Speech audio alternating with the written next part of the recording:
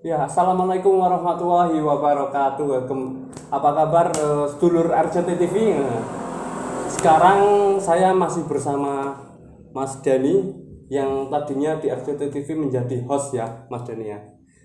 Sekarang saya ambil alih karena dia harus dikupas tuntas sekarang. Dulunya kemarin-kemarin Mas Dani yang mengupas tuntas tentang apapun itu, sekarang saya ambil alih. Sekarang Mas Dani jatahnya ya, Mas Dani ya. Sehat kan Mas Dani? Alhamdulillah sehat.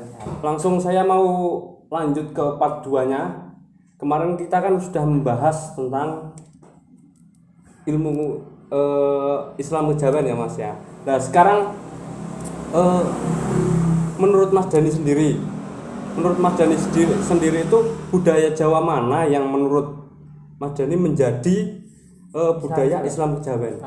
Ya, oke. Jadi gini Mas. Ya sebenarnya kita di desa kita atau di tempat tinggal kita itu sering menemukan.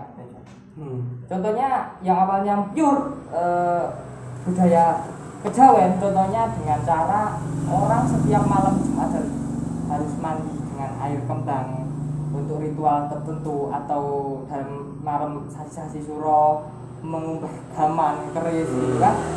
Kemudian dengan adanya Islam itu diubah, tidak diubah secara budayanya, tapi diubah secara nilainya, value-nya Mas. Jadi contohnya seperti itu.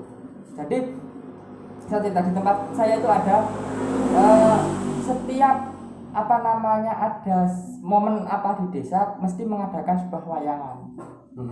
Nah yang awalnya itu wayangan itu dia murni dalam arti sesajinya untuk danyang-danyangnya. Kemudian setelah perkembangan Islam tetap mengadakan wayangan, tetap mengadakan persembahan, tapi divaluekan menjadi sebuah sedekah atau selamatan. Wayangannya masih bukan, tapi sesaji-sajinya itu yang awalnya ditinggal hanya didiamkan saja di suatu tempat yang sakral. Dan sekarang dengan adanya Islam itu yang berkembang, dimakan bareng di situ, dinikmati. Minongko idep-idep gitu kalau orang Jawa mengatakan itu wujud dari sedekah bisa. Nah kan kita tahu ketika orang itu sedekah ada satu poin ibadah di agama Islam gitu. Jadi salah satu contoh kecilnya seperti itu Mas Basar. Untuk budaya yang awalnya pure kejawen menjadi Islam kejawennya seperti itu. Tapi ingat Mas, jangan terus Anda mempunyai terminologi bahwa Islam dan kejawen itu berbeda. Islam dan kejawen itu sama. Bedanya apa? Bedanya ya sebetulnya tidak ada beda ya. Cuman awal itu sudut pandangnya orang kejawen itu sempit. Kan di kejawen juga ada 5 pantangan Mas. 5 pantangan mau 5, main, madat, mendem, medok, mateni. Di Islam juga ada itu larangan-larangan, termasuk juga dosa-dosa besar dalam Islam. Kan sama. Tidak ada istilah kejawen bunuh orang, itu tidak ada. Tidak ada istilah kejawen untuk cari mencuri, itu tidak ada. Sebetulnya sudut pandangnya itu sama tentang sebuah kebaikan untuk kehidupan. Tetapi waktu itu budaya Jawa masih sempit mengenal Tuhan dengan istilah dewa, dengan istilah materi. Padahal Tuhan itu kan bukan materi. Itu Mas. Jadi intinya adalah Islam itu hadir, itu membawa sesuatu ilmu yang hak. Jangan salah, tidak salah, dulu itu tidak salah, cuman dia masih mengandalkan suatu hal yang nyata, suatu hal yang enggak nyata, yang tampak kasat mata, yang nilainya materi. Tetapi kalau Islam itu sendiri, justru Tuhan itu nyata tetapi tidak tampak. Tapi ingat Mas, di dalam suatu pencapaian Tuhan itu tampak dan nyata.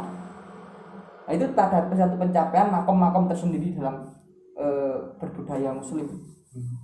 Jadi istilah Islam kejawen itu biasa ada. Itu hanya Islam yang dipakai di dalam orang Jawa untuk berbudaya di dalam orang Jawa. Maka itu menjunjung tinggi nilai budaya kita agar tidak luntur dimakan oleh waktu. Kenapa? Karena sebetulnya itu Jawa itu halus. Lebih halus. Tapi tingkat nilainya lebih tinggi Muslim sendiri. Tapi kalau Jawa itu lebih halus daripada Muslim. Lebih halus, tapi nilainya lebih spesifik di Muslim, maka dipadukan di Jawa ini. Maka orang-orang Jawa itu orang yang super. Jadi orang-orang yang punya kemerdekaan, punya kemandirian ya orang Jawa itu.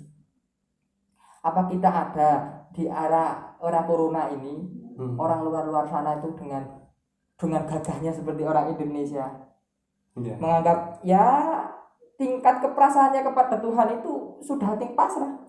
Kan di luar sana kan masih takut akan kematian, akan sebuah virus yang nanti bisa mencelakai kita. Tapi kita sebagai orang Jawa, kita etel-etel aja nih. Nyatanya seperti ini yang terjadi. Makanya orang Indonesia itu punya keberanian, punya kemandirian hidup. Nah itu berkat siapa? Ya berkat dengan adanya budaya yang mengalir di Indonesia ini. Ya terutama salah satunya budaya Jawa. Jadi kalau Mas Fajar itu menyimpulkan sendiri, boleh saya mengasih sedikit biar Anda punya perenungan dalam dirinya. Ketika Anda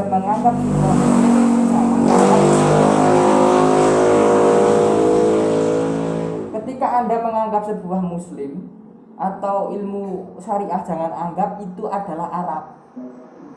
Kalau Mas Fajar itu menganggap Islam itu Arab, ya sudah, maka akan timbul nama sekat-sekat, kelas-kelas. Ini Islam kejawen, ini Islam jalur kelas, ini sisa jalur apa. Dan sebetulnya tidak boleh seperti itu. Tapi ingat, Nabi SAW pernah bersabda bahwa perbedaan itu indah. Tanpa ada perbedaan tidak akan indah. Bunga di dalam satu taman ketika satu warna tok tidak indah. Tapi ada kantil, kenongo, mawar yang warnanya hijau, kuning, putih, maka menjadi indah.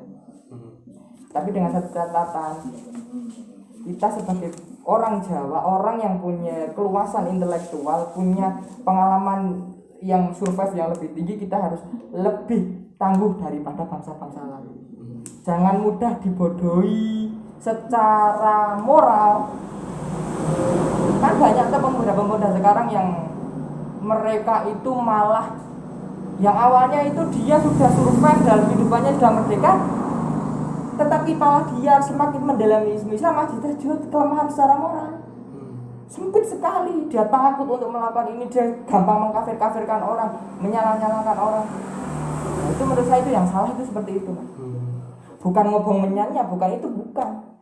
Cara kita menganggap orang ngobong menyan itu haram lah, itu yang salah. Karena kekafiran bukan terletak pada perilaku tapi di hati. Seperti itu, Mas. Ya, seperti kemarin yang dibahas pada satu itu ya. Nah, menurut sampean sendiri kalau di Jawa ya, di Pulau Jawa ini kan luas banget ya, Mas. Yang masih kental dengan budaya-budaya seperti itu di mana saja, Mas? Sebetulnya di sebuah tempat itu masih kental kok, Mas. Tapi di pojok-pojokan, di pinggir-pinggir.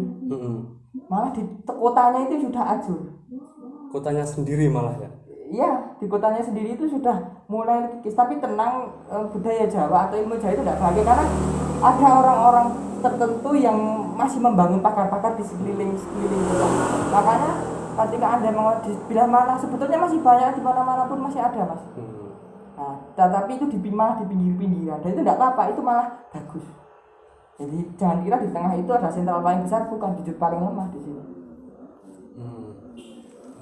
Nah terus saat ini kan banyak ya pemuda-pemudi zaman sekarang itu kayak melupakan budaya zaman dulu. Seharusnya budaya seperti ini kan harus dilestarikan ya, Mas. Harus istilahnya harus di uri-uri gitu. Lah pesan untuk sekarang, untuk anak muda zaman sekarang melestarikan budaya kejawen seperti ini itu gimana, Mas? Ya seperti saya sampaikan tadi, Mas. Cara melestarikan budaya kejawen ini ya, yang pertama jangan pernah menganggap kejawen itu bukan bagian dari muslim, bukan bagian dari syariat Islam. Ingat itu toh. Tanamkan di hati bahwa kejawen atau budaya orang Jawa itu bagian dari muslim. Jangan bedakan antara muslim dan kejawen, itu pondasi utamanya. Maka setelah itu ketika kita tidak ada batas antara Islam dan kejawen, maka kita akan menyatu. dan tidak akan pernah luntur karena tidak ada pembedaan. Kita akan berbudaya dengan budayanya kita berislam tidak menjadi orang Arab, kita menjadi orang Islam, menjadi orang Indonesia, menjadi orang Jawa yang murni tanpa campuran-campuran dari budaya-budaya lain. Dan itu saya kira kalau pemuda-pemuda Indonesia seperti itu akan lebih bagus. Ya. Nah, mungkin cukup sekian ya Mas Dani ya. Baik. Segini aja ya. Untuk pertanyaan-pertanyaannya ya. Mungkin akan kita lanjut lagi atau kita mau ganti tema besok untuk Boleh. Pembahasan selanjutnya. Oke. Terima kasih banyak Sama-sama. untuk Mas Dani waktunya yang biasanya tanya-tanya kepo kayak Dora. Sekarang saya tanya-tanyakan. Lah, untuk sekarang berarti saya tutup ya Mas ya. Boleh. Jika ada salah kata mohon maaf ya. Dan wassalamualaikum warahmatullahi wabarakatuh. Waalaikumsalam warahmatullahi wabarakatuh.